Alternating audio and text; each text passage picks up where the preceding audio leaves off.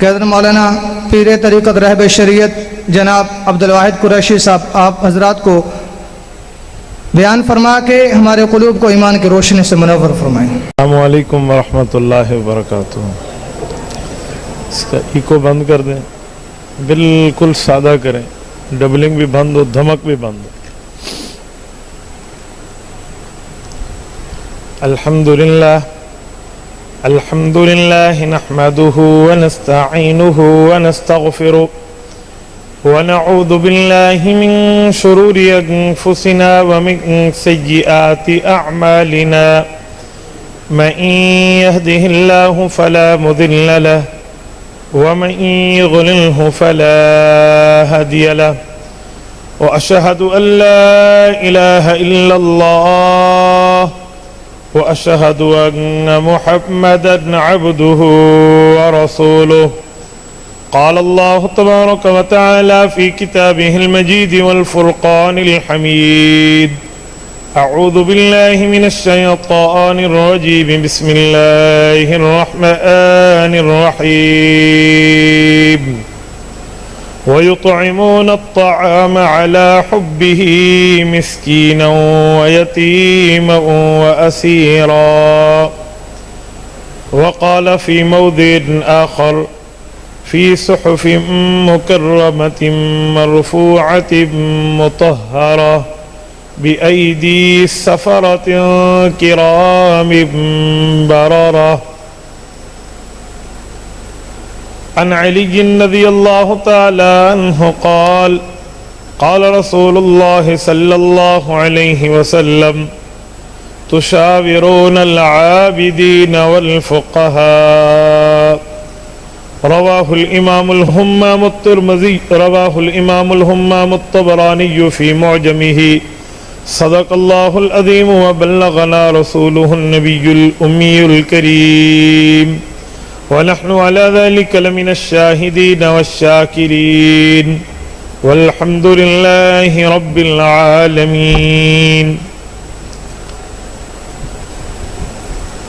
یا الہی آج تو صدیق سا ایمان دے، یا الہی آج تو صدیق سا ایمان دے، آنکھ دے اور اسوائے فاروق کی پہچان دے، کر مبرہ عیب سے اور عفت عثمان دے، فقر دے کرار کا اور حیدری اوسان دے۔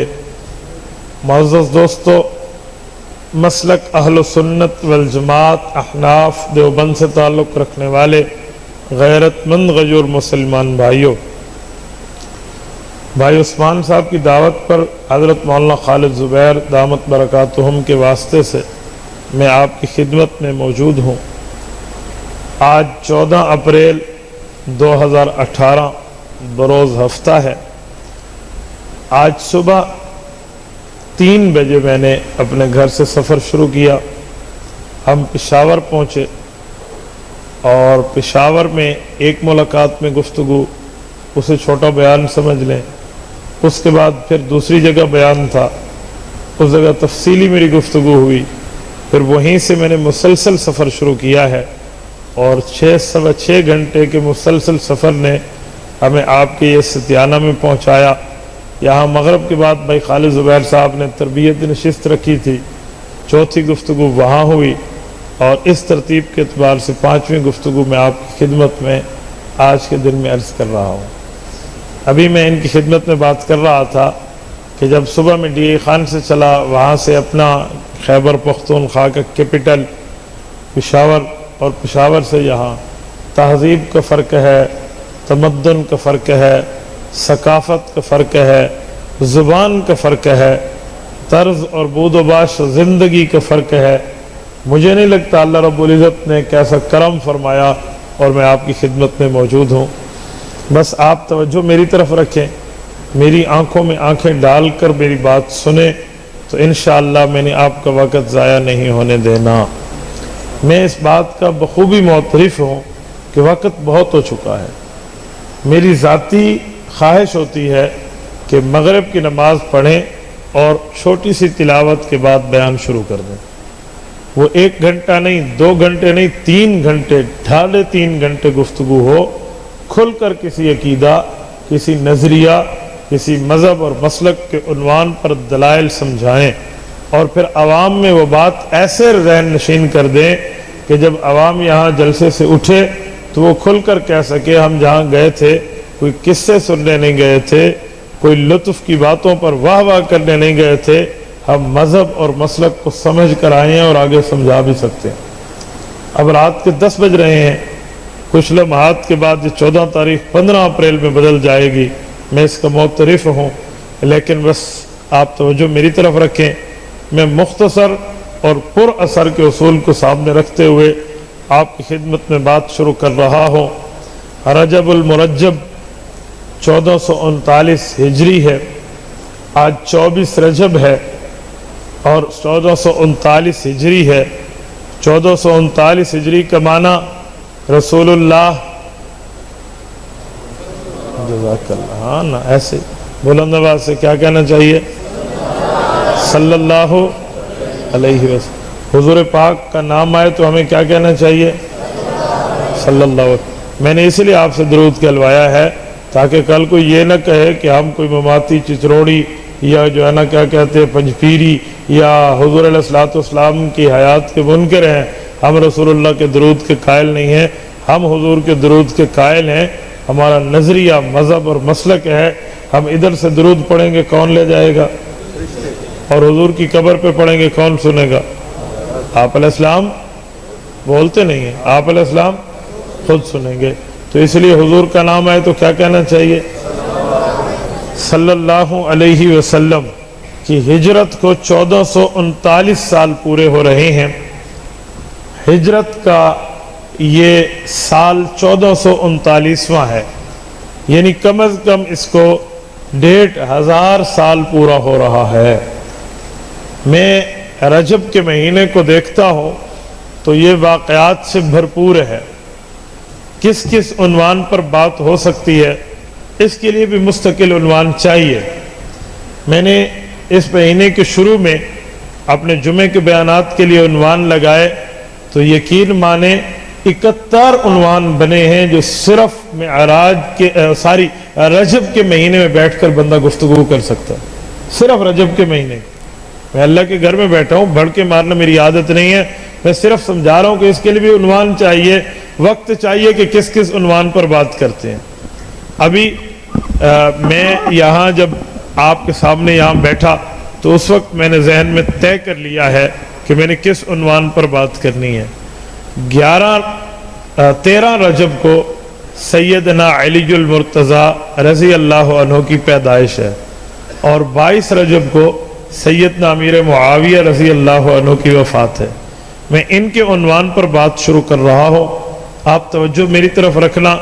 میں ان 2 صحابہ کی صحابیت پر بات کروں گا، ان 2 صحابہ کے کردار پر بات کروں گا، ان 2 صحابہ کے رتبے پر بات کروں گا، ان کی آپس میں محبت پر بات کروں گا، اور جو حضرت علی اور حضرت معاویہ رضی اللہ عنہما میں جو جنگیں ہوئی ہیں اور پھر اس جنگ کو دنیا لڑائی کی بنیاد پہ پیش کرتی ہے، اس کا حل کیا ہے، میں آپ کی خدمت میں بات شروع کر رہا ہوں۔ توجہ رکھنا، حضور پاک صلی اللہ علیہ وآلہ وسلم کے صحابہ کرام میں ایک بڑا نام حضرت علی المرتضیٰ رضی اللہ عنہ کا آتا ہے۔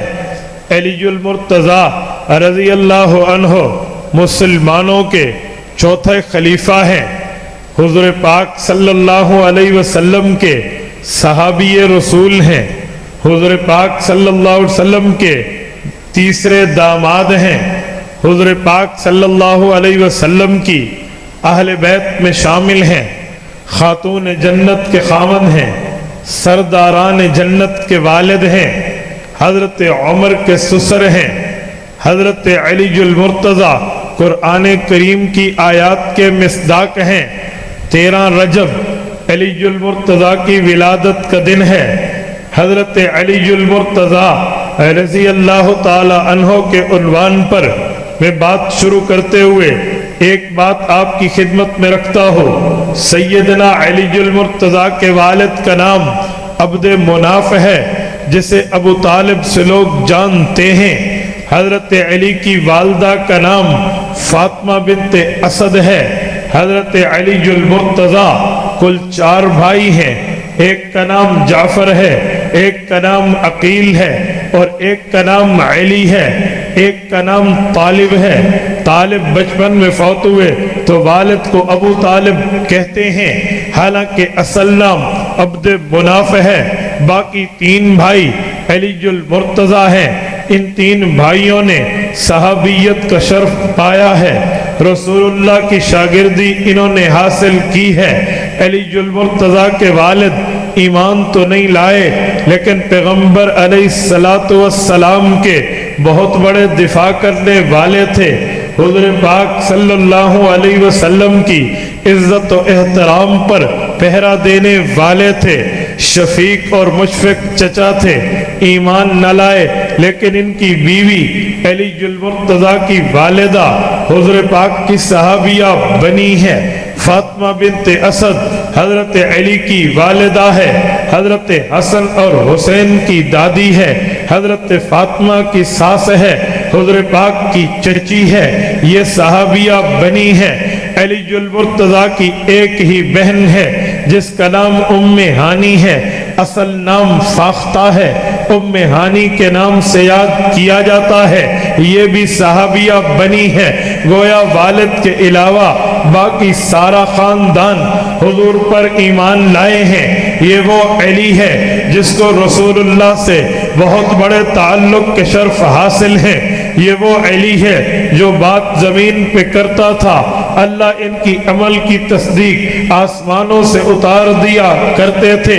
یہ وہ علی ہے جس کو حضور پاک نے فرمایا سیدۃ النساء اہل الجنہ، میری چوتھی بیٹی فاطمۃ الزہرا۔ حضور فرماتے ہیں میری چوتھی بیٹی فاطمۃ الزہرا جنت کی عورتوں کی سردار ہے، علی اس کا سرتاج ہے، علی اس کا سرتاج ہے، علی اس کا خامد ہے۔ حضور پاک نے جن اپنے نواسوں کے بارے میں فرمایا الحسن والحسین سیدہ شباب اہل الجنہ، جنت کے اندر جو نوجوانی میں فوت ہونے والا طبقہ موجود ہوگا، جن کو دنیا میں جوانی کے اندر موت آئی ہوگی، انہیں جنت ملے گی۔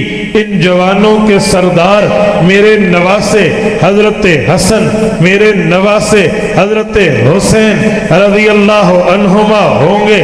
علی ان کے والد ہیں۔ اب توجہ رکھنا، علی المرتضی حضور پاک صلی اللہ علیہ وسلم کی بالکل آغوش میں آتے ہیں۔ اسلام سے پہلے علی حضور پاک کی پرورش میں تھے۔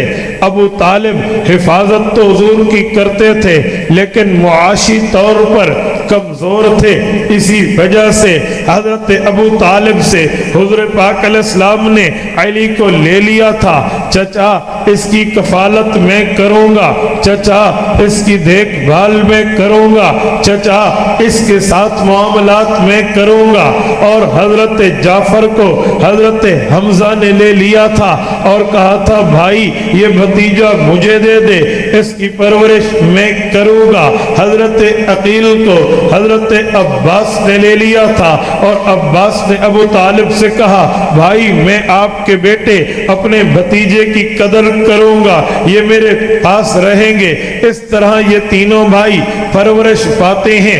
علی المرتضی وہ ہیں جو رات کو سوتے تھے، صبح انہیں اللہ کے رسول اپنے گھر میں جگاتے تھے۔ علی نبی کا بھتیجا ضرور ہے، علی نبی کے کزن ضرور ہیں، لیکن بیٹوں کی طرح پرورش اللہ کے رسول کے گود میں پائی ہے۔ علی المرتضی نے جب صبح اٹھنا ہوتا، حضرت اماں خدیجہ، حضرت اماں خدیجۃ الکبریٰ ام المؤمنین پیغمبر کی حرم، آپ کی اور میری اماں جان رضی اللہ عنہا، ان کو ناشتہ بنا کر دیا کرتی تھی۔ علی المرتضی وہ شخص ہے جب حضور پاک علیہ السلام نے اعلان نبوت کیا ہے، فاران کی چوٹی پہ ٹھہر کر حضور فرمانے لگے ایھا الناس قولوا لا الہ الا اللہ تفلحوا انی منذرکم من جیش سبحکم ومسعکم۔ حضور نے فرمایا حل वजदतमूनी सादिकन अम काज़िबा लक़द लबिस्तुम फ़ीकुम उमरा क़ालू जर्रबनाक गैर मर्रा मा वजदना फ़ीका इल्ला सिद्क़ा। हुज़ूर ने ये खुतबा दिया फारान की चोटी जिसे जबले नूर कहते हैं, इस पर खड़े होकर अल्लाह के रसूल ने ऐलान फरमाया, ए मक्का के लोगों, मैंने तुम में 40 साल का जमाना गुजारा है, बताओ मुझे कैसा पाया है। कहने लगे हमने तो दिन रात आजमाया, बार बार आजमाया, आपको सच्चा ही पाया। हुजूर पाक ने फरमाया बताओ अगर मैं कह दूं इस पहाड़ के अकब में, इस पहाड़ के बैक में, इस पहाड़ी के पीछे एक लश्कर आ रहा है जो तुम्हारे ऊपर हमला आवर होगा, क्या तुम मान लोगे? वो कहने लगे हाँ हम देखेंगे, अगर हमें नजर न आएगा हम अपनी आंखों का धोखा समझेंगे, आपकी बात के ऊपर बदएतमादी नहीं करेंगे। हम ये कहेंगे ये हो सकता है हमारी आंखों ने धोखा खाया हो और हमें नजर न आ रहा हो, लेकिन आप सच्चे हैं, आपकी बात को झूठा नहीं कह सकते।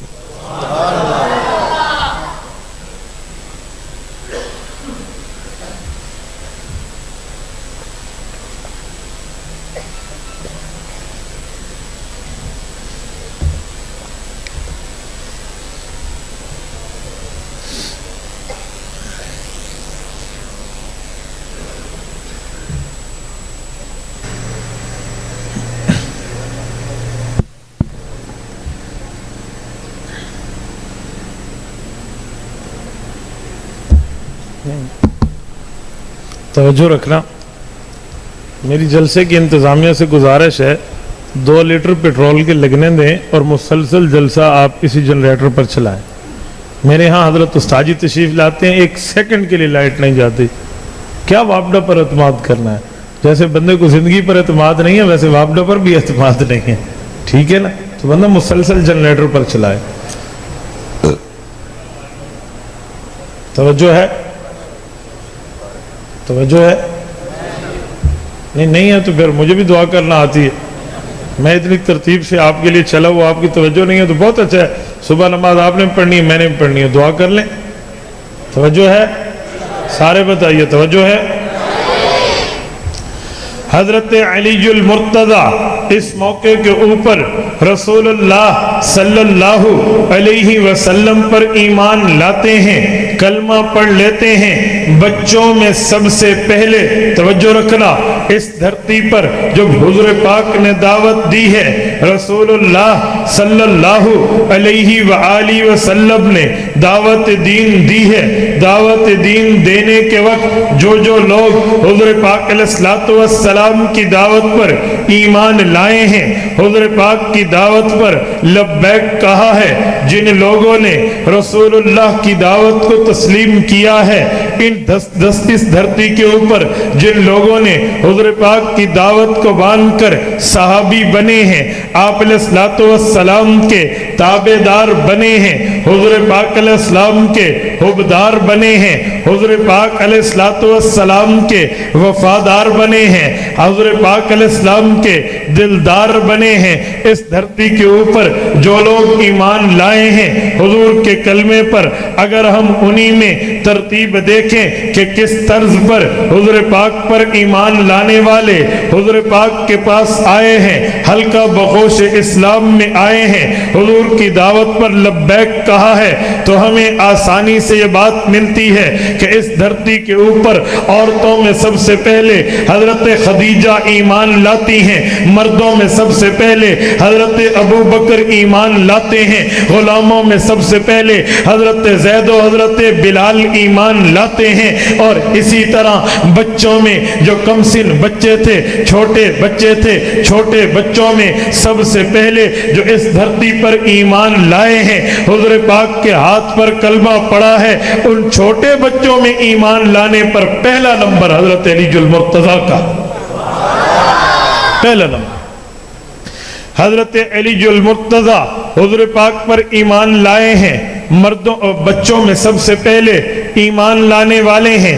अब अगर तरतीब के एतबार से देखें, मर्दों में अबू बकर पहले ईमान लाए, औरतों में हजरत खदीजा पहले ईमान लाई, गुलामों में हजरत ज़ैद और हजरत बिलाल ईमान लाए, और बच्चे अव्वलीन हैं, साबिकीन अव्वलीन यही हैं जिन्हें कुरान करीम सूरत नंबर 9 सूरत तौबा आयत नंबर 100 पारा नंबर 11 के पहले सफ़े पे फरमाता है वस्साबिकूनल अव्वलूना मिनल मुहाजिरीन वल अंसार वल्लज़ीना तबऊहुम बिइहसान रज़ियल्लाहु अन्हुम व रज़ू अन।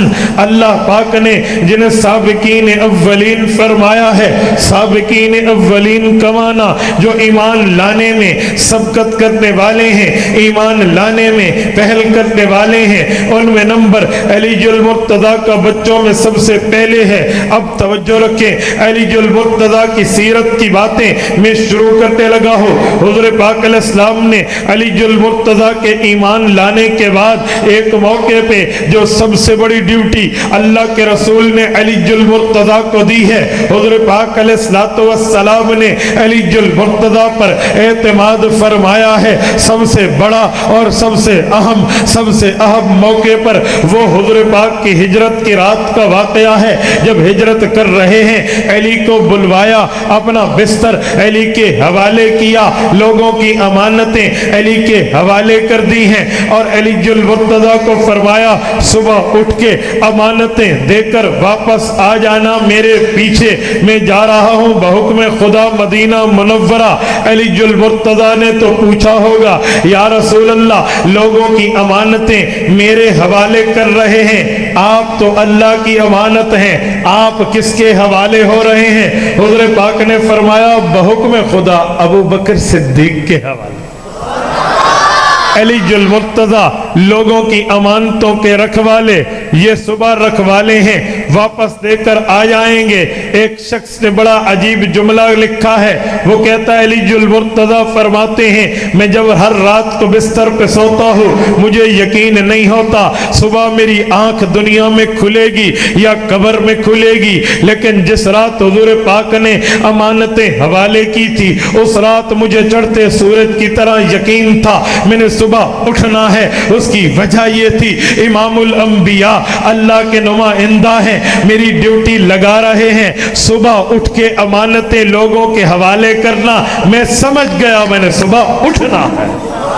अलीजुल मुर्तज़ा रज़ी अल्लाह ताला अन्हो पर हुज़ूर पाक का ये एतमाद है। हुज़ूर पाक सल्लल्लाहु अलैहि वसल्लम मदीना मुनव्वरा पहुंच जाते हैं, अलीजुल मुर्तज़ा भी मदीना मुनव्वरा पहुंच जाते हैं। सैयदना अलीजुल मुर्तज़ा पर दूसरा एतमाद अल्लाह के रसूल ने यूं किया कि कुरान करीम उतरता था, अलीजुल मुर्तज़ा कातिबीन वही में शामिल थे, ये कुरान करीम को लिख लिया करते थे। किसी शख्स पर एतमाद करके अल्लाह की बातें उससे लिखवाना ये बहुत बड़ा एतमाद होता है, बहुत बड़ा एतबार होता है, बहुत बड़ी तसल्ली होती है, बहुत बड़ा हौसला होता है।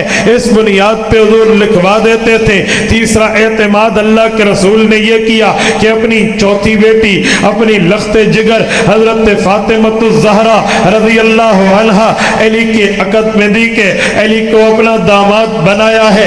ये अल्लाह के रसूल का चौथा एतमाद हजरत अलीजुल मुर्तज़ा पर रसूलुल्लाह का है। तवज्जो रखना, हुज़ूर पाक की 4 बेटियां हैं। बड़ी बेटी का नाम ज़ैनब अल कुबरा है, दूसरी बेटी का नाम रुक़ैया है, तीसरी बेटी का नाम उम्मे कुलसूम है, चौथी बेटी का नाम सैयदा फातिमा है रज़ी अल्लाह अन्हा। पैगंबर की ये चारों लख्ते जिगर आपस में सच्ची बहनें हैं। पैगंबर की ये चारों बेटियां हजरत खदीजतुल कुबरा के बतन से पैदा हुई हैं, क्योंकि हुज़ूर पाक की कुल औलादें 7 हैं, जिनमें 3 बेटे हैं, 4 बेटियां हैं। 4 तो ये बेटियां, बेटे 3 हैं। बड़े बेटे का नाम कासिम है, दूसरे बेटे का नाम अब्दुल्ला है, जिसके 4 लक़ब हैं। तय्यब भी कहते हैं, ताहिर भी कहते हैं, मुतहर भी कहते हैं, मुतय्यब भी कहते हैं। नाम अब्दुल्ला है, ये दूसरा बेटा है, और तीसरे बेटे का नाम हजरत इब्राहीम है।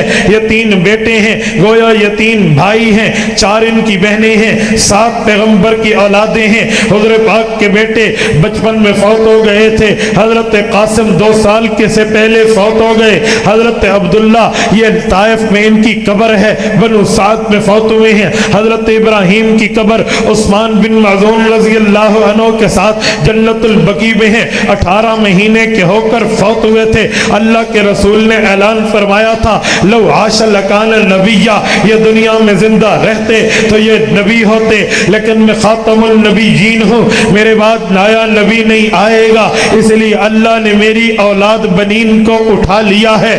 اس کے بعد حضور کی بیٹیاں ہیں، جو حضور کی بیٹیاں ہیں تو حضور کی 4 بیٹیاں ہیں تو 4 داماد ہونے چاہیے، لیکن یوں نہیں ہے، حضور کی بیٹیاں 4 ہیں، داماد 3 ہیں۔ اس کی وجہ یہ ہے عثمان غنی کو یکے بعد دیگرے حضور کے گھر سے 2 رشتے ملے ہیں۔ حضور کے پہلے داماد کا نام حضرت لقیط ہے، جسے لقیط بن ربی کہتے ہیں، ابو العاصم کی کنیت ہے، یہ اموی خاندان کا چشم اور چراغ ہے۔ حضور کے گھر کا پہلا داماد ہے، حضور پاک کے گھر کا دوسرا داماد حضرت عثمان ہے، بیٹی رقیہ ملی ہے، ایک عرصہ گزرا یہ بیٹی فوت ہو گئی، پیغمبر نے عثمان کے چہرے کے اوپر غم کو محسوس کیا، حضرت عثمان کو دوسری بیٹی دے دی، یہ دوہرا داماد ہے۔ اللہ کی قسم فیصل آباد کے دوستو، اس آسمان نے اور اس زمین نے یہ منظر نہیں دیکھا، 1,24,000 پیغمبروں میں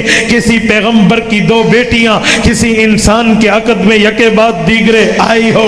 اس کائنات میں اکیلا آدمی ہے، اس کائنات میں اکیلی شخصیت حضرت عثمان ابن عفان کی ہے رضی اللہ عنہ، جو حضور پاک کے گھر سے 2 بار دلہا بنے ہیں، جن کو پیغمبر کے گھر سے 2 بار رشتہ ملا۔ اس دھرتی پر اس شان میں دوسرا بندہ ان کا شریک نہیں ہے۔ اگر یوں سوال ہو نا کہ کائنات میں اس اکیلے بندے کا نام بولو جس کو حضور کی 2 بیٹیاں ملی ہیں یا کسی پیغمبر کی 2 بیٹیاں ملی ہیں، تو وہ اکیلا جس کے سر پر یہ تاج آئے گا، جس کے کندھوں پر یہ تمغہ آئے گا، اس کا نام عثمان ابن عفان۔ ایک داماد پر بیٹی فوت ہو جائے نا، دوسری بیٹی لوگ نہیں دیا کرتے، کہتے ہیں پہلے سے ہم سے تنگ تھے تو ہم نے کون سی ہماری بیٹی کے ساتھ اچھائیاں کی ہیں، لیکن عثمان غنی کی اچھائی، عثمان غنی کا برتاؤ، عثمان غنی کا طرز زندگی پیغمبر کی بیٹی سے اتنا حضور کو پسند تھا، ایک فوت ہوئی دوسرا رشتہ دیا۔ یہاں 3 روایتیں ہیں، بلکہ 4 روایتیں ہیں۔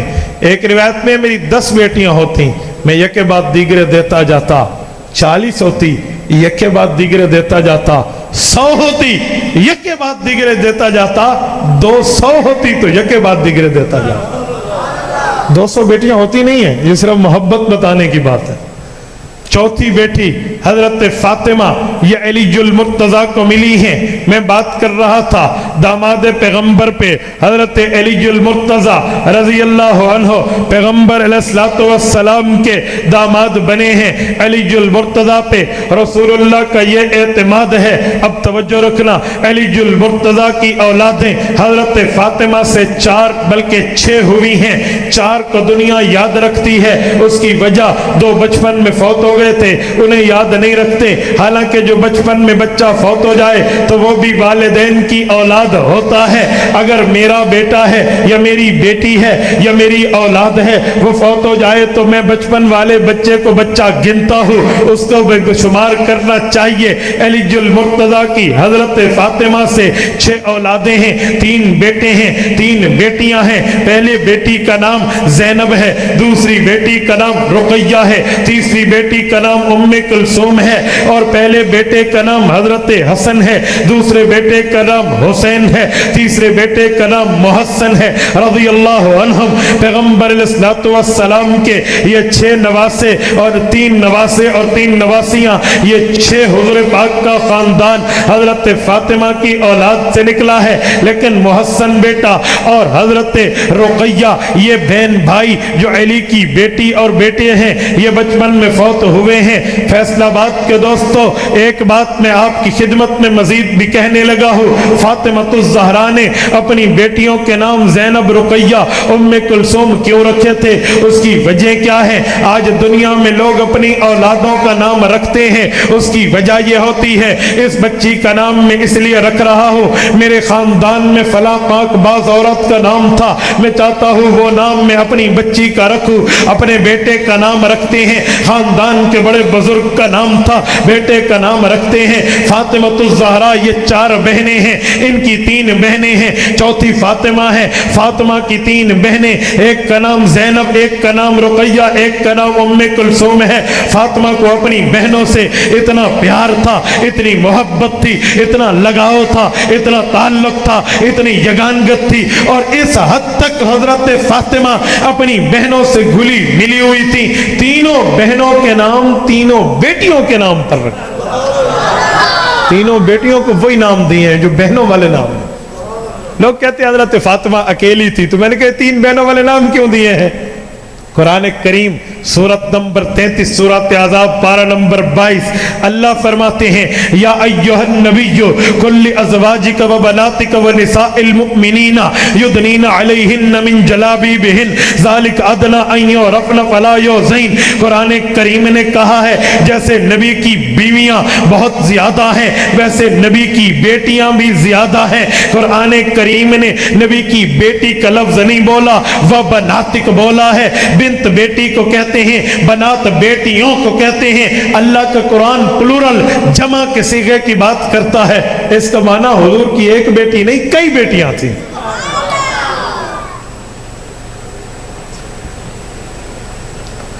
علی المرتضیٰ کی یہ اولادیں ہیں۔ سیدنا علی المرتضیٰ کی بات پر ایک بات کرتا جاؤں، حضور پاک علیہ الصلوۃ والسلام تشریف لائے ہیں۔ معراج کے سفر کے بعد حضور پاک علیہ السلام نے علی کو فرمایا یا علی اما ترضى ان تکون منی بمنزلت ہارون من موسیٰ الا انہ لا نبی بعدی۔ اے علی اس بات پہ تو راضی ہے اللہ نے تیرا اور میرا رتبہ یوں بنایا ہے جیسے حضرت موسیٰ علیہ السلام اور حضرت ہارون کا بنایا تھا، بس یہ یاد رکھنا میرے بعد نبوت ختم ہے۔ ایک بندہ مجھے کہنے لگا یہ تو پہلا خلیفہ حضرت علی بن رہا ہے۔ میں نے کہا جی وہ کیوں؟ کہتے ہیں سنی یہ روایت پڑھتے ہیں تو یہ تو ان کے خلاف دلیل ہے۔ میں نے کہا اس دھرتی پر آج تک ماں نے وہ بیٹا نہیں جنا جو اہل و سنت دیوبند کو دلیل کی دنیا میں پھنسا جائے، یہ تمہارا ایسے خوش فہمی والا دعویٰ ہے، آپ دلیل سے بات کریں میں جواب دے کر بات کروں گا۔ کہنے لگا حضور نے فرمایا تیرا اور میرا رتبہ ایسا ہے جیسے حضرت موسیٰ اور ہارون کا تھا، حضرت موسیٰ کے بعد حضرت ہارون کو نبوت ملی ہے، پتہ چلا حضور کے بعد خلافت کا پہلا حق علی کو تھا۔ میں نے کہا تصویر کا ایک رخ دیکھ کر بات نہیں ہوتی، تصویر کے دونوں رخ دیکھ کر بات ہوتی ہے۔ جی وہ کیسے؟ میں نے کہا یہ بات میں مانتا ہوں، پہلے نبوت حضرت موسیٰ کو ملی، پھر اس کے بعد نبوت حضرت موسیٰ کی دعا پر بھائی ہارون کو ملی ہے۔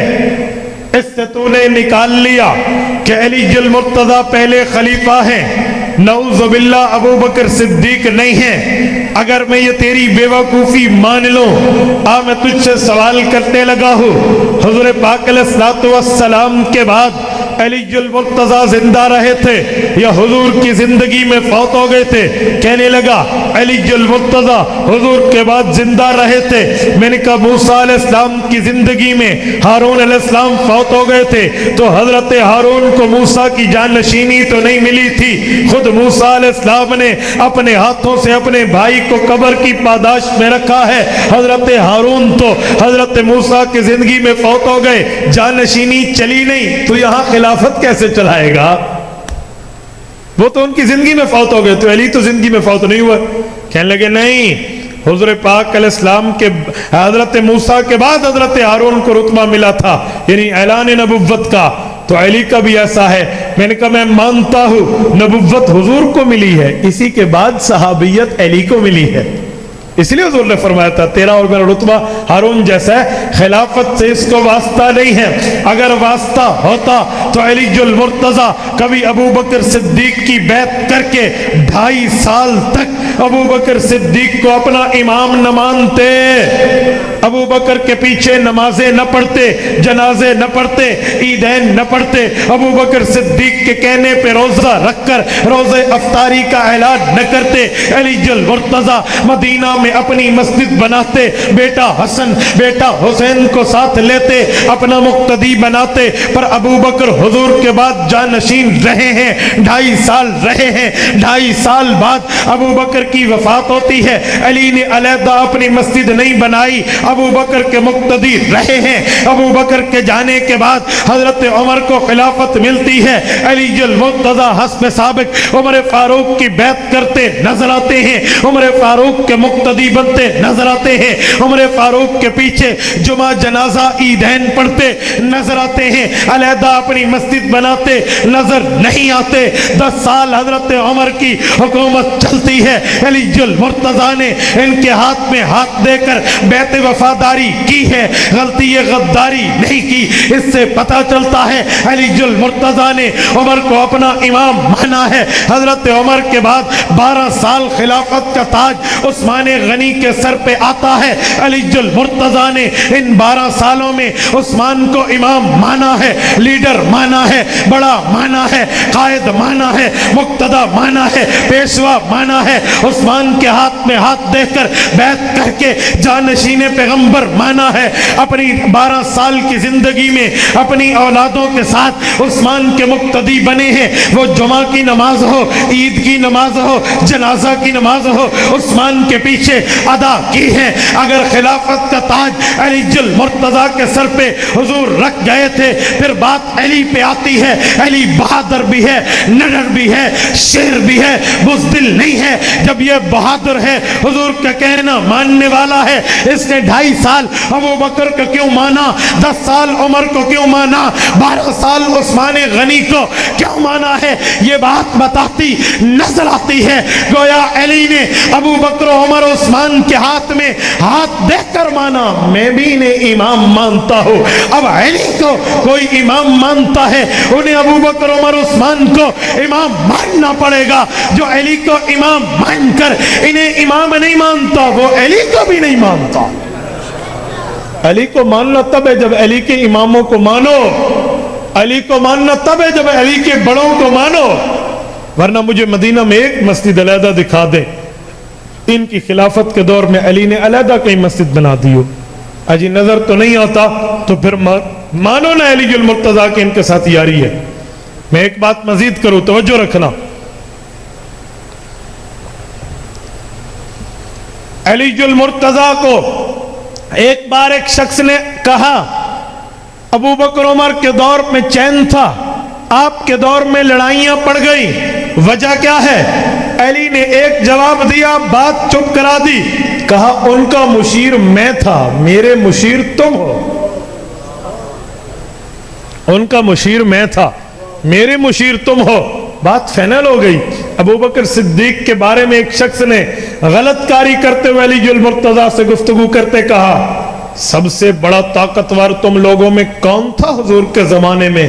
علی نے کہا ابو بکر۔ انہوں نے کہا جی وہ کیسے؟ کہا ایک بار حضور پاک نے میرے کندھے پر پاؤں رکھا، میں نے کہا یا رسول اللہ میں نہیں سنبھال سکتا آپ کا وزن، حضور نے پاؤں ہٹا لیا، لیکن ابو بکر وہ ہے جس نے کندھوں پہ اٹھا کر غار میں پہنچایا۔ اس نے کہا سب سے زیادہ بہادر کون تھا تم میں؟ کہا ابو بکر۔ کہا وہ کیسے؟ کہا احد کے میدان میں جب بڑوں بڑوں کے پاؤں اکھڑ گئے تھے، ہم ابو بکر ہم حضور پاک کی اوٹ میں پناہ لیے ہوئے تھے، ابو بکر حضور کے دفاع پر سب سے پہلے سینہ سپر ہو کر ٹھہرے تھے۔ علی المرتضیٰ کو تو ان کی قدر کرنے والے ہیں۔ اور مزے کی بات، ذوق تازہ ہے آپ کا، ایک جملہ کہتا جاؤں، علی المرتضیٰ نے ایک فیصلہ جو ابو بکر عمر عثمان نے کیا ہو، کوئی ایک فیصلہ بھی اپنے دور میں نہیں بدلا، بلکہ ان کے فیصلوں کو برقرار رکھا ہے۔ میں سب سے اہم بات اٹھانے لگا ہوں۔ لوگ کہتے ہیں حضرت ابو بکر کا دور آیا تو حضرت فاطمہ الزہرا ابو بکر کے پاس آئی اور کہا میرے والد کی زمین فدق کی ہے، बाग़ फदक मुझे दे दो। यार लोग हाशिया चढ़ा के कहते हैं अबू बकर उस जमीन को खा गया था। मैंने कहा यूं इल्जाम मत लगाओ, वरना ये आपके घर में आ जाएगा और आपके गले में ये बला फिट हो जाएगी, फिर जवाब आपके बस की बात नहीं है। अगर तुम्हारी बेवकूफ़ी ये मैं मान लूं, झूठ किस्ब और शैतानत मान लूं कि अबू बकर खा गए थे हजरत फातिमा का हक, फिर मैं एक सवाल पूछूंगा तुमसे, जवाब नहीं बनेगा। अगर अबू बकर ये जमीन खा गए थे, हुकूमत में कब्जा कर ली थी, मैं मान गया। उमर ने कब्जा कर ली, मैं मान गया। उस अपने बेटों के नाम क्यों नहीं कराया कि ऐ मेरा बेटा हसन, मेरा बेटा हुसैन, आओ, तुम्हारी माँ तो फौत हो गई लेकिन आओ माँ की जमीन अपने नाम पे ले लो। अली ने क्यों बेटों के नाम नहीं कराई? जमीन को दरिया तो बहा के नहीं ले गया था, खैबर और फदक की उस जमीन को कोई पानी तो बहा के नहीं ले गया था, ये कोई दाबतुल अर्ज ने चबाकर उसको खा तो नहीं लिया था। अली ने बेटों के नाम क्यों नहीं कराई? इसने अबू बकर का फैसला बरकरार क्यों रखा है? अब सुने, हम उसकी वजह बताते हैं। हम कहते हैं जब हजरत फातिमा ने हक मांगा तो हजरत अबू बकर सिद्दीक ने पूछा आप मेरी बेटी की जगह है, और फातिमा हजरत अबू बकर सिद्दीक की बेटी की जगह है। अगर मैं यूं कहूं कि नवासी की जगह है तो ये बेजा नहीं होगा। हुजूर पाक के ससुर लगते हैं अबू बकर सिद्दीक, हजरत आयशा के वालिद हैं, और हजरत आयशा रुतबे में हजरत फातिमा की माँ है, तो बेटी की माँ इसकी बेटी है तो फिर नाना जी लगे ना। तो कहा बेटी, आपके वालिद मोहतरम रसूलुल्लाह सल्लल्लाहु अलैहि वसल्लम ने इरशाद फरमाया था, नहनु माशरल अंबिया ला नूरिसु वला नूरसु मा तरकनाहु सदका। कहा हम अंबिया की जायदादें नहीं चलती, जो चीज हम छोड़ के जाएं वो सदका हुआ करती है। बेटी, अगर आपको जायदाद बाप की चाहिए तो आपके वालिद का तो ये हुक्म है, अब फरमाएं। अम्मा जी ने कहा मुझे अब पता चला, मेरे ज़हन में ये फरमान नहीं था, बस जमीन आप बिल्कुल वैसे रखें जैसे अब्बू ने रखी थी। अगर बात यह है कि वो हक खा गए थे तो फिर अलीजुल मुर्तजा ने इनके फैसले को बरकरार नहीं रखना था। अलीजुल मुर्तजा भी तो इनके फैसले को तोड़ देते, पर अलीजुल मुर्तजा ने फैसला बरकरार रखा है। तो पता चला अली का नजरिया भी यही है। शेखुल अरब वल अजम मौलाना अब्दुल सत्तार तौसवी रहमतुल्लाह अलैह फरमाते थे, मैं खैबर गया, फदक की जमीन का बाग देखा, मैंने सोचा बड़ी कनालों पर मुश्तमिल होगा, एकड़ पर मुश्तमिल होगा, पता नहीं कितने किलों पर मुश्तमिल होगा, और वो बाग फदक होगा जो अबू बकर खा गया। कहते हैं मेरी हैरत की इंतहा न रही, वो तो छोटी सी जगह है, उसमें कुल 13 खजूर के दरख्त हैं। यार शर्म करो, जो बंदा 11 लाख मुरब्बा मील का हुक्मरान हो, अलीजुल मुर्तजा, वो 13 खजूर के दरख्त खा जाएगा। 11 लाख मुरब्बा मील का हुक्मरान है अबू बकर सिद्दीक, और 13 खजूर 13 खजियां उसने खा लें। सुभान अल्लाह, कोई मनाने वाली गाल बंदा करे यार। सुने, ये अलीजुल मुर्तजा है जो 13 रजब को इस दुनिया में तशरीफ ला रहे हैं। मैंने इसलिए अलीजुल मुर्तजा को सलामी पेश करने के लिए चंद जुमले इनके लिए कहे हैं। और 22 रजब पर इस उन्वान के दूसरे हिस्से पर मैं आता हूँ। हजरत मुआविया बिन अबी सुफियान रज़ियल्लाहु अन्हुमा कौन है, इनका रुतबा क्या है, मकाम क्या है, इनकी सलाहियत क्या है, किस तर्ज पे हुज़ूर पाक को इनके साथ प्यार है। मैं शुरू करूं इस उन्वान को, बोलिए, तवज्जो रखना। मुआविया बिन अबी सुफियान उमवी खानदान के चश्मो चराग का नाम है, जो फतेह मक्का से पहले हुजूर पाक का कलमा पढ़ के हुजूर पाक पर ईमान लाते हैं। मुआविया बिन अबी सुफियान कौन है? ये अबू सुफियान सखर बिन हरब का बेटा है। अब तवज्जो रखना, हजरत मुआविया हुजूर पाक पर ईमान लाए हैं। इनके वालिद का नाम अबू सुफियान है, वालदा का नाम हजरत हिंद है, जिन्हें हिंदा कहते हैं। पर यार लोगों ने हजरत मुआविया पर हाथ साफ करने होते हैं तो कभी कहना शुरू कर देते हैं, कहते हैं भाई ये तो अबू सुफियान का बेटा है, अबू सुफियान हुजूर का दुश्मन रहा है, यह हिंदा का बेटा है। हिंदा ने हजरत सैयद हमजा रज़ियल्लाहु अन्हु का कलेजा चबाया था। ये बात करके حضرت معاویہ پر ہاتھ صاف کرتے ہیں۔ فیصل آباد کے دوستوں، کان کی کھڑکیاں کھول کے دل تک یہ بات جانے دیجئے، میری اس جملے کو اپنے دل تک جگہ دیجئے۔ میں مانتا ہوں ابو سفیان نے حضور کی مخالفت میں جنگیں لڑی ہیں، حضرت ہندہ سے یہ حرکت ہوئی ہے، لیکن بتائیے اس کے بعد کیا ہوا تھا؟ حضور پاک کے سامنے جب یہ مقدمہ پیش ہوا، اللہ کے رسول نے اس بات پر کیا جواب دیا ہے؟ یہ جملہ نہیں بتاتے۔ اہل و سنت پیغمبر کے صحابہ کی عزت کرتے ہیں، اہل بیت کی عزت کرتے ہیں، ہم بات ادھوری نہیں کرتے، ہم بات پوری کرتے ہیں۔ ابو سفیان ایمان لائے ہیں، حضور پاک نے فرمایا الاسلام یہدم ما کان قبل۔ ابو سفیان ایمان لایا ہے، ایمان لانے سے پہلے جتنے گناہ ہیں وہ تمام گناہ معاف ہو گئے ہیں۔ حضرت ہندہ ایمان لائی ہے، اللہ کے رسول کا ارشاد ہے الاسلام یہدم ما کان قبل، ایمان لانے پر پچھلے گناہ معاف ہیں۔ جو غلطیاں حالت کفر میں ہوئی تھی ان غلطیوں کو اللہ نے معاف کیا ہے، اعلان پیغمبر نے کیا ہے، معافی کی سرٹیفکیٹ اللہ کے رسول نے دی ہے۔ پر آج بغض معاویہ سے یہ معافی نظر نہیں آتی۔ حضور معافی دے رہے ہیں، آپ کون ہو معافی کی سرٹیفکیٹ نہ ماننے والے؟ اللہ کے رسول نے معافی دی ہے، جن کے چچا کا معاملہ ہے۔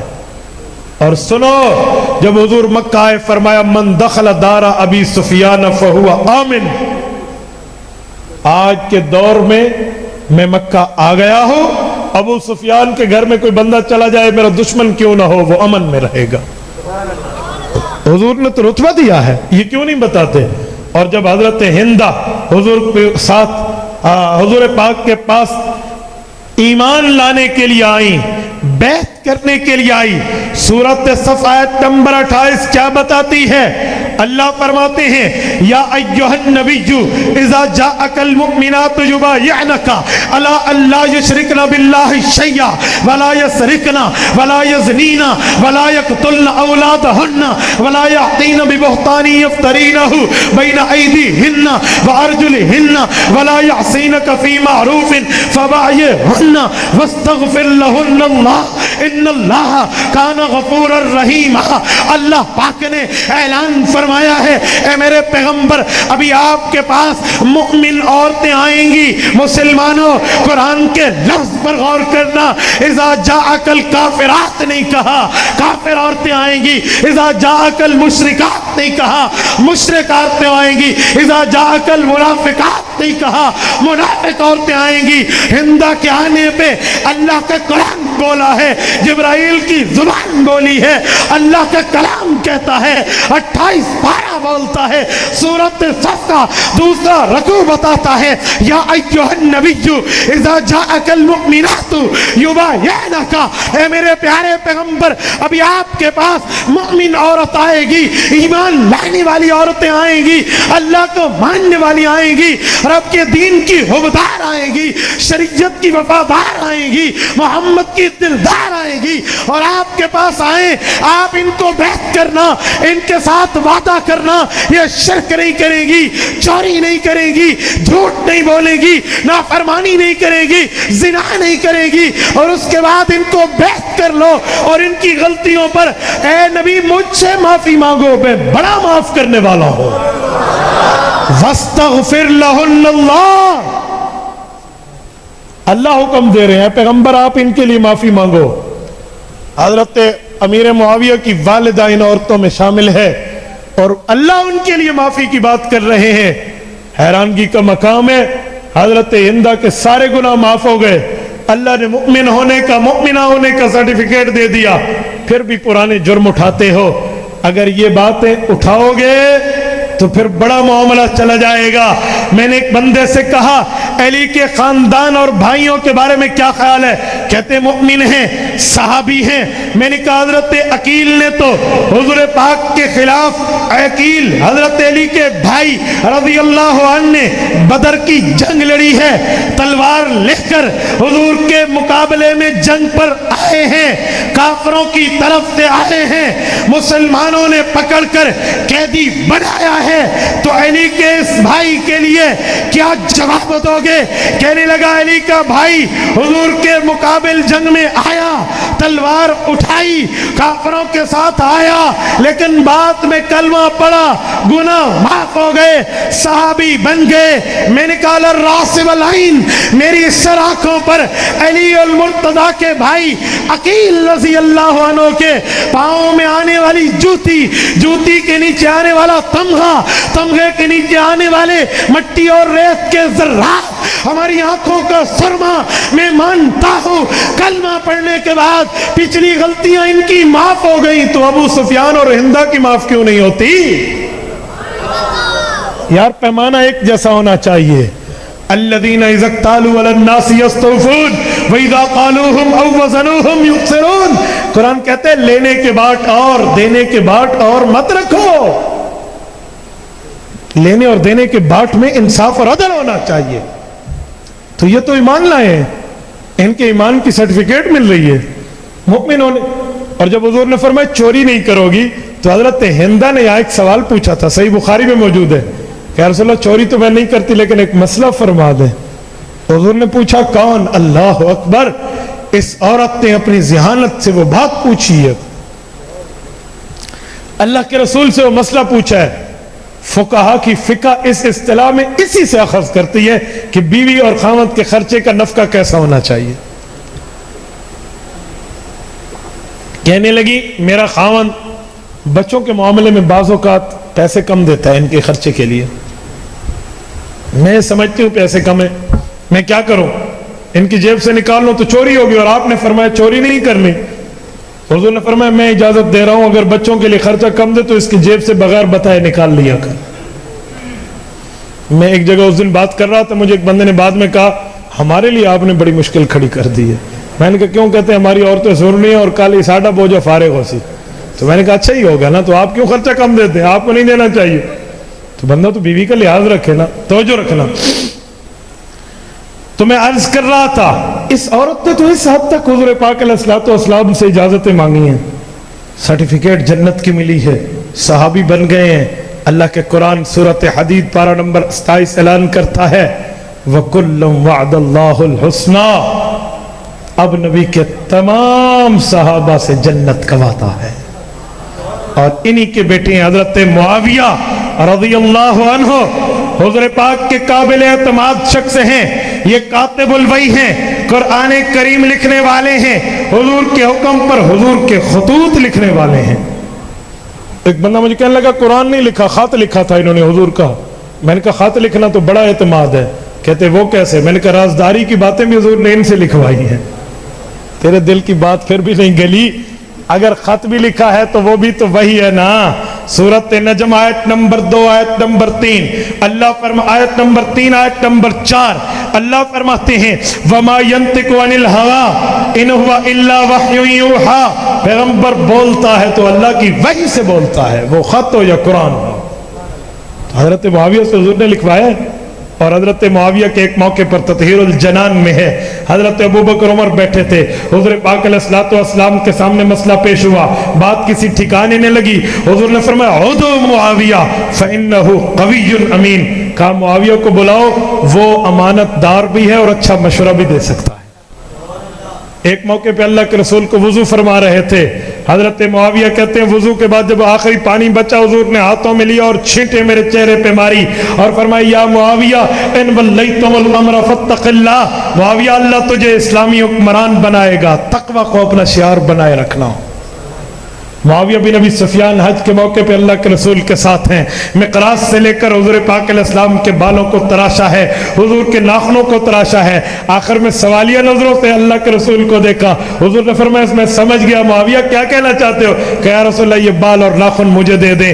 وہ حضرت معاویہ کو حضور نے دے دیے. یہ ناخن اور بال حضرت معاویہ نے اپنے بیٹے خالد کو وصیت کی تھی کہ بیٹا جب میں فوت ہو جاؤں میرے کفن کے اوپر ان کو رکھ دینا, اور یہی چیزیں یہ حضور پاک کی اپنے ساتھ قبر میں لے کر گئے ہیں. ایک بندہ مجھے کہنے لگا ان کا بیٹا یزید تھا, تو میں نے کہا بیٹے کی غلطیاں باپ کے سر لگاتے ہو, ہم حسینی ہیں، ہم یزیدی نہیں ہیں، میرا تعلق حضرت حسین سے ہے، میں یزیدی نہیں ہوں، لیکن ایک بات کہتا ہوں، بیٹا غلطی کرے تو باپ کے سر گناہ کیوں مارتے ہو؟ وَلَا تَزِرُ وَازِرَةٌ وِزْرَ أُخْرَى، قرآن کہتا ہے ایک کا گناہ دوسرا نہیں اٹھائے گا، تم یزید کی غلطی حضرت معاویہ کے سر مارتے ہو۔ اگر یہی بات ہے، بیٹا غلط ہو، باپ غلط ہوتا ہے، جگر پہ ہاتھ رکھو، میں قرآن کے صفات پڑھنے لگا ہو۔ نوح علیہ السلام کا دور ہے، بیٹا کنان کافر ہے، نوح علیہ السلام وقت کے پیغمبر ہیں، اللہ کے نمائندے ہیں، بیٹے نے ان کی بات نہیں مانی، اعلان ہوا سیلاب آئے گا اور تنور پھوٹے گا، بارشیں آئیں گی، بیٹے نے کہا کوئی نہیں آئے گا، بارش آ گئی، سیلاب پھوٹ پڑا، تنور سے پانی چل پڑا، کشتیوں میں آ گئے، نوح علیہ السلام کے سارے تابعدار کشتی میں، باقی بیٹے بھی کشتی میں، لیکن یہ بیٹا نافرمان نہیں آ رہا، بیٹا جانے پدر لختے جگر آ جاؤ، باپ منتیں کر رہا ہے، نہ بیٹا بات مانتا ہے، نہ بیٹا شریعت مانتا ہے۔ اب کیا ہوا؟ کہ بیٹا ڈوب جائے گا، کہ چھت پر چڑھ جاؤں گا، کہ سیلاب بہت زیادہ ہے، چھت کے اندر بھی ڈوب جاؤ گے، کہا سآوی الی الجبل، پہاڑ پہ چڑھ جاؤں گا، چوٹی پہ پہنچ جاؤں گا، تیرا دین نہیں مانتا۔ وہ جب چوٹی پر پہنچ گیا، نوح علیہ السلام رو رہے ہیں، اللہ کہیں ڈوب نہ جائے، مسلمان کر اور لے آ۔ فحال بینہم الموج فکان من المغرقین، وہ موج درمیان میں حائل ہوئی، بیٹا ڈوب کے مر گیا۔ اللہ نے فرمایا یا نوح، حضرت نوح کہنے لگے یہ تو میری اولاد ہے، کہا یا نوح انہو لیس من اہلک انہو عمل غیر صالح، نوح اسے اپنا بیٹا نہ کہہ، یہ بیٹا اپنی جگہ، لیکن اس کے اعمال ٹھیک نہیں ہیں، اس کے عمل برے ہیں، جس کی بنیاد پہ آپ کے بیٹا بننے کا لائق نہیں ہے۔ کنعان کافر اگر نوح علیہ السلام کا بیٹا ہو کر نوح علیہ السلام اس کی غلطی کے ذمہ دار نہیں ہے، یزید قاتل حسین بن کے حضرت معاویہ بھی اس کی غلطی کے ذمہ دار نہیں ہے۔ مجھے ایک بندہ کہنے لگا حکمران تو انہوں نے بنایا تھا، جب انہوں نے حکمران بنایا تھا تو پھر غلطی بھی حضرت معاویہ کے سر آئے گی کہ یزید کو حکومت کیوں دی تھی؟ میں نے کہا جگر تھام، یہ کام بہت آگے جائے گا۔ کہتے کیوں؟ میں نے کہا حضرت معاویہ کو حکومت کس نے دی تھی؟ کہتے علی کے بیٹے حضرت حسن نے۔ میں نے کہا پھر میں یہ صغرا کبرا ملا کر حد اوسط حذف کروں کہ حضرت معاویہ کو حکمران بنایا امام حسن نے، اور حضرت معاویہ نے حکمران بنایا یزید کو، تو ڈائریکٹ حضرت حسن اس کو بنا رہے ہیں، اب بتا کیا کرے گا؟ کہتے انہوں نے جب اعتماد کیا تھا تو اس وقت تو یزید برا نہیں تھا۔ میں نے کہا یہی جواب ہماری طرف سمجھ لے، بعد میں بے ایمانی کی تھی، تو بعد میں حضرت معاویہ کے وفات کے بعد کی بات ہے، تم ان کے سر مارتے ہو۔ میرے بھائیو، حضرت امیر معاویہ وہ شخص ہیں جن کے نام کا معنی ہوتا ہے، لسان العرب میں ہے ہوا نجم اللائم فی وقت التہجد، جو تہجد کے وقت میں آسمان پہ ستارہ چمکے اسے معاویہ کہتے ہیں۔ معاویہ ستارہ آسمان پر چمکتا ہے، لیکن آج کل لوگ جھوٹ بولتے ہوئے کہنے لگے معاویہ کے نام کا معنی غلط ہوتا ہے، اس کے نام کا معنی برا ہوتا ہے، لہٰذا یہ نام بچوں کے نہ رکھو۔ میں نے کہا لوگوں، جب نام کا معنی برا ہو اور اچھا بھی ہو تو پھر اچھے نام کے معنی کی ویلیو ہوتی ہے، برے نام کی ویلیو چھوڑ دی جاتی ہے۔ کہنے لگے جی وہ کیسے؟ میں نے کہا ہم نے بیٹے کا نام معاویہ رکھا، آپ کو غصہ آ گیا، اس کے نام کا معنی برا ہوتا ہے، مجھے بتا تیرا نام کیا ہے؟ کہنے لگے میرا نام جعفر ہے۔ میں نے کہا تجھے پتا ہے جعفر کے 4 معنی آتے ہیں، رأیت جعفرن علی جعفرن یاکل جعفرن فی جعفرن، یہ عربی کا شعر ہے، عرب شاعر کہتا ہے میں نے ایک جعفر کو جعفر پہ بیٹھے دیکھا، وہ جعفر سے کچھ کھا رہا تھا۔ جعفر کا معنی انسان بھی ہے، جعفر کا معنی گدھا بھی ہے، جعفر کا معنی خربوزہ بھی ہے، جعفر کا معنی گندا نالا بھی ہے۔ ایک انسان گدھے پر بیٹھ کر اس کا گدھا خربوزہ کھا رہا تھا جو خربوزہ نالی میں پڑا تھا، تو کہنے والے نے کہا جعفر پہ ہے، جعفر کو کھا رہا ہے، یعنی انسان گدھے پہ ہے، گدھا خربوزے کو کھا رہا ہے جو نالی میں ہے۔ میں نے کہا اب کیا کرو گے؟ کہنے لگا آپ بتائیں۔ میں نے کہا جعفر کے نام کا معنی برا ہوتا ہے، لیکن حضرت جعفر طیار رضی اللہ عنہ پیغمبر کے صحابی ہیں، علی المرتضیٰ کے بھائی ہیں، ان کے نام میں بری نسبت نہیں آ سکتی، کیونکہ ان کے پاؤں میں آنے والی جوتی کے نیچے جو مٹی کے ذرات ہیں اہل سنت کی آنکھوں کا سرما ہے، ان کی پاؤں میں آنے والی جوتیاں اہل سنت کے سر کا تاج ہیں، اہل سنت کے کندھے کے تمغے ہیں، ہم ان کو برا نہیں کہہ سکتے۔ اس کی وجہ یہ ہے اگر برا ہوتا ہے تو ہو ہے، لیکن جب حضور کے سامنے ان کے نام کا معنی آیا، حضور نے تبدیل نہیں کیا، جعفر کو برقرار رکھا، تو پتا چلا جعفر کے معنی جتنے برے ہو ہم اچھے معنی کریں گے، اچھے معنی کو یاد کریں گے، اچھا معنی بتائیں گے۔ کہنے لگے جی ہاں، میں نے کہا ایسے معاویہ ہے، معاویہ کا معنی برا نہیں ہوتا، تیرا ذہن کی خباثت برا کہہ دے تو کہہ دے۔ حضور کے سامنے یہ نام بولا گیا، حضور نے نام سنا، حضور نے خود بولا، اس نام کو برقرار رکھا، تو یہ نام کا معنی برا نہیں ہے۔ اور ایک بات میں مزید کہوں، ایک بندہ کہنے لگا حضرت علی المرتضیٰ سے حضرت معاویہ کی لڑائی بھی تو ہوئی تھی، آپ اس پر کیا کہتے ہیں؟ میں نے کہا لڑائی کے بعد کیا ہوا تھا یہ نہیں بتائیں گے، پوری بات کرو نا، لڑائی کے بعد کیا ہوا تھا؟ اگلی بات نہیں، اگلی بات ہم بتا دیں۔ جی صلح ہوئی تھی تو پھر صلح مان لو نا، مجھے بس تھک گئے ہیں۔ لڑائی رہتی ہے، جس لڑائی کے بعد راضی نامہ ہو جائے وہ لڑائی رہتی ہے۔ تو حضرت علی کی لڑائی ہوئی ہے، بیٹے حسن نے جا کے صلح کی ہے، کیوں بیٹا حسن علی المرتضیٰ کا بیٹا نہیں ہے؟ صلح کیوں کرتے ہیں؟ اسے پتا ہے یہ میرے باپ اور حضرت معاویہ کی لڑائی نہیں ہے، کسی اور نے لڑایا تھا، ان کے منہ میں خاک ڈال کے آج میں جا کر صلح کر رہا ہوں۔ بیٹا سمجھتے ہے۔ اور حضور پاک علیہ الصلوۃ والسلام کے یہ نواسے جب صلح کے لیے گئے، حضرت ابو بکر نفیع ابن حارث رضی اللہ عنہ کھڑے ہوئے۔ ابو بکر اور صحابی ہیں، نفیع ابن حارث کی کنیت ابو بکرہ ہے، یہ اور صحابی ہیں۔ انہوں نے کہا تھا مجھے وہ وقت یاد ہے، صحیح بخاری جلد 2 کتاب الصلح کے اندر موجود ہے، حضور پاک علیہ السلام نے منبر پر بیٹھے ہوئے ایک جملہ ارشاد فرمایا تھا، فالتفت الى الحسن مرہ والى الناس مرہ وقال ان بنی ھذا سید ولعل اللہ ان یصلح به بین فئتین عظیمتین من المسلمین۔ حضرت نفیع ابن حارث رضی اللہ عنہ فرمانے لگے مجھے وہ وقت یاد ہے جب حضور پاک نے فرمایا تھا میرا بیٹا حسن سردار ہے، ایک وقت آئے گا 2 مسلمان جماعتوں میں خون بہ جانے کے بعد یہ صلح کروائے گا۔ 2 مسلمان جماعتوں میں، حضور نے تو ان کو اسلام کی سرٹیفکیٹ دے دی ہے لڑائی کے بعد بھی، تو آپ کے آج بھی باتیں کر رہے ہیں، یہ کون سی باتیں ہو رہی ہیں میرے بھائیوں؟ حضرت حسن اور حضرت معاویہ نے تو ایک دوسرے کو چاچا بھتیجا سمجھ کے صلح کر لی تھی، اور جس دن سے حضرت حسن نے صلح کی ہے پھر کوئی لڑائی نہیں ہوئی، پھر کوئی لڑائی نہیں ہوئی۔ تو اگر حسنی ہو حسینی ہو تو اس صلح کو مانو جو حضرت حسن اور حضرت حسین نے کی ہے۔ رجال کشی میں ہے، یہ دونوں بھائی اپنے تیسرے دوست کو لے کر گئے تھے صلح کے لیے، ان کے تیسرے دوست تھے حضرت قیس بن سعد بن عبادہ، تینوں گئے ہیں۔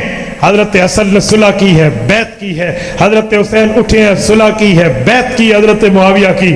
حضرت قیس جو ان کے دوست تھے ان کے دل میں آیا صلح نہیں ہونی چاہیے تھی، حضرت علی سے لڑائی ہوئی تھی، صلح کیا کی؟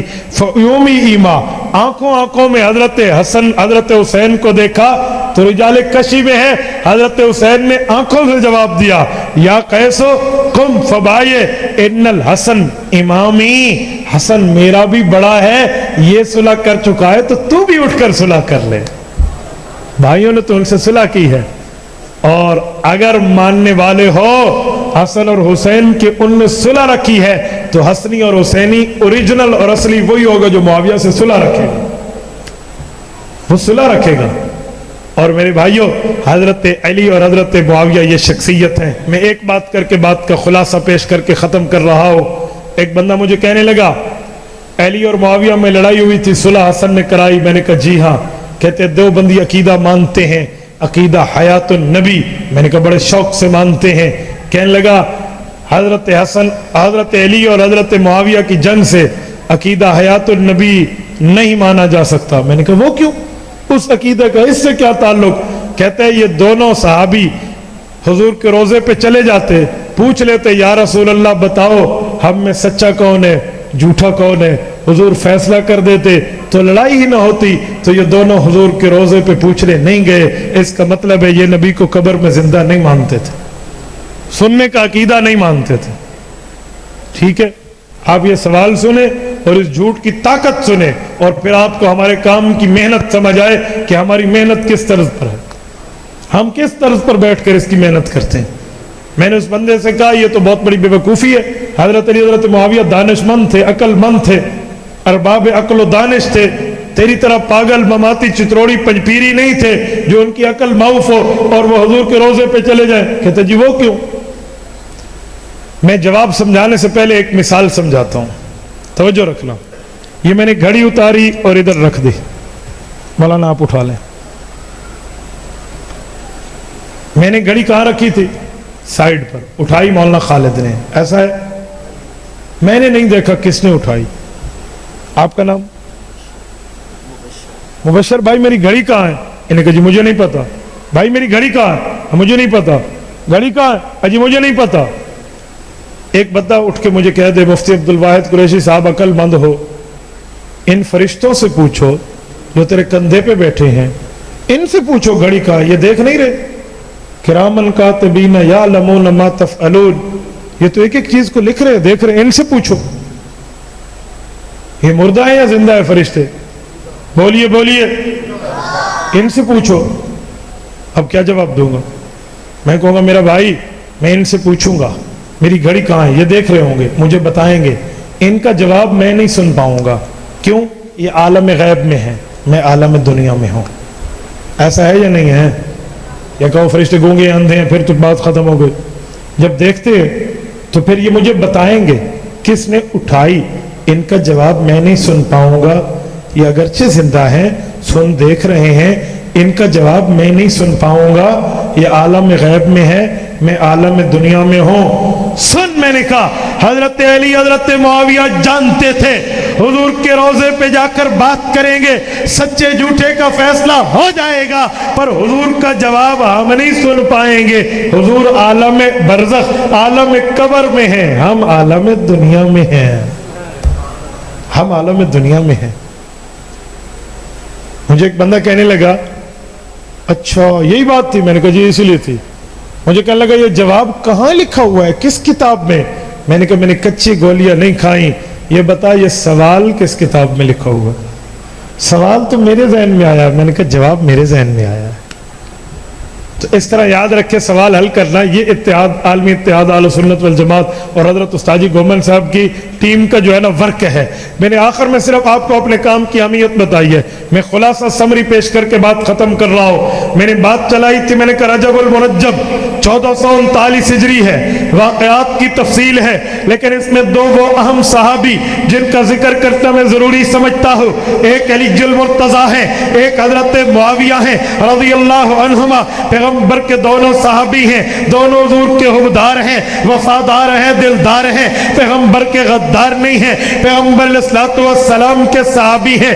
ان کی جو آپس میں لڑائی ہوئی تھی وہ غیر کی سازش تھی، وہ غیر کی سازش کی بنیاد پر لڑائی ہوئی۔ بیٹے حسن نے بھانپا، جا کر صلح کر لی ہے۔ اب حضرت علی کا رتبہ بھی ہے، حضرت معاویہ کا رتبہ بھی ہے، وہ بھی جنتی ہے، یہ بھی جنتی ہے، وہ بھی مسلمانوں کے قائد، یہ بھی مسلمانوں کے قائد۔ ان کا رتبہ علی کا بڑا ہے، حضرت معاویہ کا رتبہ ان کے بعد ہے۔ یہ رجب کا مہینہ ہے اور ان دو صحابیوں کا ذکر کرنا میں نے ضروری سمجھا ہے۔